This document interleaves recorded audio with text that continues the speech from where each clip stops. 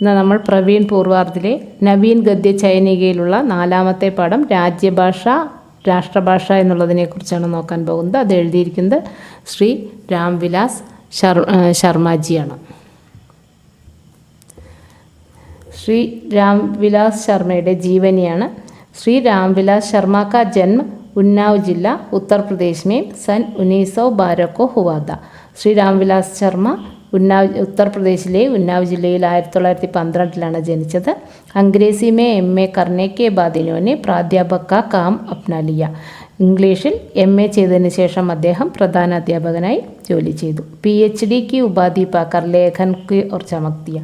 PhDയുടെ ആ ഉപാധി നേടിക്കൊണ്ട് ഈ എഴുത്തിലേക്ക് വളരെയധികം പ്രശസ്തി നേടാനായി അദ്ദേഹത്തിന് കഴിയുകയും ചെയ്തു. साहित्यिक परिचय. श्री रामविलास शर्मा ने कविता, नाटक तथा उपन्यास में अपनी प्रतिभा दिखाने के बाद आलोचना का कार्य अपनाया. श्री रामविलास शर्मा കവിത, നാടകം കൂടാതെ നോവൽ മുതലായവ എഴുതിക്കൊണ്ട് തൻ്റെ കഴിവ് വളരെയധികം പ്രദർശിപ്പിച്ചു. ആലോചന के क्षेत्र में इनका कार्य महत्वपूर्ण है. ആലോചനയുടെ ആ മേഖലയിലും അദ്ദേഹം വളരെയധികം നല്ല രീതിയിൽ തന്നെ ചെയ്തു. ഈ പ്രഗതിശീലത ആലോചനയ്ക്ക് സശക്ത് ഹസ്താക്ഷർ മാനേ ജാത്തെ ഹെ. പ്രഗതിശീലതയുടെ ആ ആലോചനയുടെ സശക്തമായിട്ടുള്ള ഒരു രീതിയാണ് കാഴ്ചവെക്കാൻ കഴിഞ്ഞത്. രചനയും ഭാരതേന്ദു और उनका युग, प्रेमचंद और उनका युग, पाप के पुजारी, ഇതിഹാസ്, ദർശൻ और കൈ, ഇതെല്ലാമാണ് അദ്ദേഹത്തിൻ്റെ രചനകൾ. ഇതിൽ രണ്ടാമത്തേത് പഠിത് പുസ്തക് के आधार पर विवेचनात्मक लेख लिखिए. ആദ്യത്തേത് സപ്രസംഗ വ്യാഖ്യ അനോട്ടേഷൻ എഴുതാനാണ്. രണ്ടാമത്തെ ചോദ്യം ഈ രാജഭാഷ രാഷ്ട്രഭാഷ എന്നുള്ള പാഠത്തിൻ്റെ ആധാരത്തിൽ ലേഖനം എഴുതുക. ലേഖക് പരിചയം എന്നുള്ളതിന് മുന്നേ നോക്കിയിരുന്നു. ലേഖക പരിചയം എന്താണ് രാജഭാഷ രാഷ്ട്രഭാഷ. हिंदी साहित्य के अनमोल रत्न श्री रामविलास शर्मा जी इस लेख में भारत में हिंदी की स्थिति तथा भारतीय लोगों के विचार पर प्रकाश डालते हैं. ഹിന്ദി സാഹിത്യത്തിലെ വളരെ വലിയ കഴിവുള്ള വ്യക്തിയായ ശ്രീ രാംവിലാസ് ശർമ്മ ഈ ലേഖനത്തിൽ ഭാരതത്തിൽ ഹിന്ദിയുടെ സ്ഥിതിയെയും ഭാരതീയ ജനങ്ങളുടെ ചിന്തയെയും കുറിച്ചാണ് ചിത്രീകരിക്കുന്നത്. ഹിന്ദി ഭാഷ की विशेषता के साथ अंग्रेजी को अपनाया जाने के कारण के बारे में भी वे अपना विचार व्यक्त करते हैं. ഹിന്ദി ഭാഷയുടെ വിശേഷതയോടൊപ്പം തന്നെ ഇംഗ്ലീഷ് പഠിക്കുന്നതിനുള്ള കാരണത്തെക്കുറിച്ചും അദ്ദേഹം തൻ്റെ ചിന്ത പ്രകടമാക്കുകയാണ് ഇതിലൂടെ ചെയ്യുന്നത്. ഗാന്ധിജി और हिंदी. സ്വതന്ത്രതാ സംഗ്രാം കെ സമയ ഗാന്ധിജി ജീവിതേ. സ്വാതന്ത്ര്യ സമര സമയത്ത് ഗാന്ധിജി ജീവിച്ചിരുന്നു. പേത്തോ അംഗ്രേസിക്ക് അച്ചജ്ഞാതാതെ. അദ്ദേഹത്തിന് ഇംഗ്ലീഷിൽ നല്ല അറിവായിരുന്നു. ബോൾത്തെ തഥാ സുന്ദർ ഡംഗ് സേ ലിഖ്തേ ബീത്തെ. സംസാരിക്കുവാനും നല്ല രീതിയിൽ എഴുതുവാനും കഴിയുമായിരുന്നു. ലേക്കിൻ വേ അംഗ്രേസിക്ക് പക്ഷമേ നഹി ഹിന്ദിക്ക് പക്ഷമേന്തേ. എന്തു തന്നെയായിരുന്നാലും ഗാന്ധിജി ഇംഗ്ലീഷിൻ്റെ പക്ഷത്തല്ല, ഹിന്ദിയുടെ ഭാഗത്താണ് കൂടുതൽ പ്രാധാന്യം കൽപ്പിച്ചിരുന്നത്. वे तो भारत के उन नेताओं में थे जो हिंदी भाषा के होते हुए भी देश की एकता के लिए जन मन तक पहुंचने के लिए ഹിന്ദി में ഭാഷൺ ദിയാ करते थे. അദ്ദേഹം ഭാരതത്തിലെ ആ നേതാക്കന്മാരെ പോലെയായിരുന്നു. അഹിന്ദി ഭാഷ ഉണ്ടായിരുന്ന സ്ഥലങ്ങളിൽ പോലും ദേശത്തിൻ്റെ ഐക്യം ഊട്ടിയുറപ്പിക്കുന്നതിന് വേണ്ടി ജനങ്ങളുടെ മനസ്സിലേക്ക് ഹിന്ദി എത്തിക്കുന്നതിന് വേണ്ടി ഹിന്ദിയിൽ തന്നെ പ്രസംഗിക്കുമായിരുന്നു. സുഭാഷ് ചന്ദ്രബോസ് ബി അഹിന്ദി പ്രദേശ് കെ थे. സുഭാഷ് ചന്ദ്രബോസും അഹിന്ദി പ്രദേശത്തുള്ള വ്യക്തിയായിരുന്നു. ലേക്കിൻ ഹിന്ദി മേ ഭാഷൺ ദിയാ കർത്തേ थे. എങ്കിലും അദ്ദേഹം ഹിന്ദിയിൽ സംസാരിക്കുമായിരുന്നു. സ്വാമി ദയാനന്ദ് സരസ്വതിനെ ഹിന്ദി को ही अपना आंदोलन का माध्यम बनाया था. സ്വാമി ദയാനന്ദ സരസ്വതിയും ഹിന്ദിയെ തന്നെ ആ വിപ്ലവത്തിൻ്റെ മാധ്യമമാക്കി തീർത്തു. ഉസ് ജമാനെ മേം സ്ഥിതി ഐസി തി. ആ കാലഘട്ടത്തിലുള്ള സ്ഥിതി ഇപ്രകാരമായിരുന്നു. कि भारत में हिंदी का व्यवहार किए बिना कोई अखिल भारतीय नेता नहीं बन सकता. ആ കാലഘട്ടത്തിൽ ഇപ്രകാരമായിരുന്നു. ഹിന്ദിയിൽ ആർക്കാണോ നല്ല രീതിയിൽ അറിയാതിരിക്കുന്നത് അഖിൽ ഭാരതീയ നേതാവായി തീരാൻ കഴിയില്ലായിരുന്നു.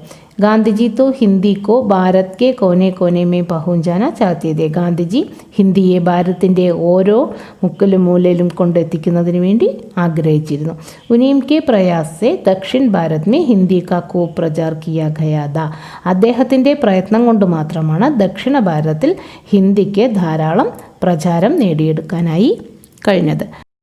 अंग्रेजी स्वतंत्रता के बाद सन 1951 में जनगणना आंकड़ों के अनुसार भारत में पढ़े लिखे लोगों की संख्या 16.6% है. ഈ സ്വാതന്ത്ര്യത്തിന് ശേഷം 1951 സെൻസസ് അനുസരിച്ച് ഭാരതത്തിൽ വിദ്യാസമ്പന്നരായ ജനങ്ങളുടെ സംഖ്യ 16.6%. ഇൻമേ അംഗ്രേസ് പഠേ ലിഖേ കേവൽ 1% തെ. ഇതിൽ ഇംഗ്ലീഷ് പഠിച്ചിരിക്കുന്നത് അതിലൊരു ഭാഗം മാത്രമാണ്. അംഗ്രേസി കെ കാം ചലാനെ കി സംഖ്യ ബഹുത് കം ഹേ. ഇംഗ്ലീഷ് അറിയുന്ന അതിൽ പ്രവർത്തിക്കുക എന്നുള്ളവരുടെ എണ്ണം വളരെയധികം കുറവായിരുന്നു. ഭാരതീയ ഭാഷാവും കാ സമുചിത് വികാസ് ന ഹോനെ കെ കാരൺ അംഗ്രേസി കാ പ്രयोग करना पड़ता है. ഭാരതീയ ഭാഷകൾക്ക് ശരിയായ വികാസം ഇല്ലാതിരുന്നതുകൊണ്ട് ഇംഗ്ലീഷ് ധാരാളമായി ഉപയോഗിക്കാൻ തുടങ്ങി. അംഗ്രേസി കെ പക്ഷ में सबसे बड़ी दलील यह दी जाती कि वह അന്താരാഷ്ട്രീയ और വിശ്വ സംസ്കൃതി की ഭാഷ है. ഇംഗ്ലീഷിൻ്റെ പക്ഷത്തിൽ നോക്കുന്ന സമയത്ത് അത് ഇൻ്റർനാഷണലായും ലോകത്തിലെ സംസ്കാരത്തിൻ്റെയും ഒരു ഭാഷയായി തീരുകയും ചെയ്തു. इसके साथ एक छोटे दलील यह है कि हिंदी राजभाषा के रूप में ഹിന്ദി ഭാഷയും के ला दी जा सकती है. ഇതിനിടയിൽ കുറച്ചു പേരുടെ ഇടയിൽ ഹിന്ദി രാജ്യഭാഷയുടെ രൂപത്തിലും അഹിന്ദി ഭാഷകളുടെ ഇടയിൽ അതിനെ കൊണ്ടുചെന്ന് എത്തിക്കാനായി പ്രയത്നിക്കുകയും ചെയ്തു. अंग्रेजी के स्थान एक भाषा नहीं वरन अपने अपना क्षेत्र में सभी ഭാഷയും लेंगी. ഇംഗ്ലീഷിൻ്റെ സ്ഥാനത്ത് ഒരു ഭാഷ മാത്രമല്ല, അതുകൂടാതെ അവരവരുടെ മേഖലയിൽ എല്ലാ ഭാഷകളും ഉണ്ടാവാനുള്ള പ്രയത്നവും കൊണ്ടുചെന്ന് എത്തിച്ചു. ഭാരതീയ ഭാഷയും ഭാരത് കി സബി ഭാഷയും അവികസിത് ഹേ. ഇന്ത്യയിലുള്ള എല്ലാ ഭാഷകളും വികസിക്കാത്തതായിരുന്നു. ഭാരത് പരാധീൻ ഹുവ. ഭാരതം അടിമപ്പെട്ടു. ഇസ് കാരൺ യഹാ ഭാരതീയ ഭാഷാവും കി ഉന്നതി അധൂരി രഹി. ആ കാരണം കൊണ്ട് തന്നെ ഭാരതത്തിലെ ഭാഷകളുടെ എല്ലാം ഉയർച്ച അപൂർണമായിരുന്നു.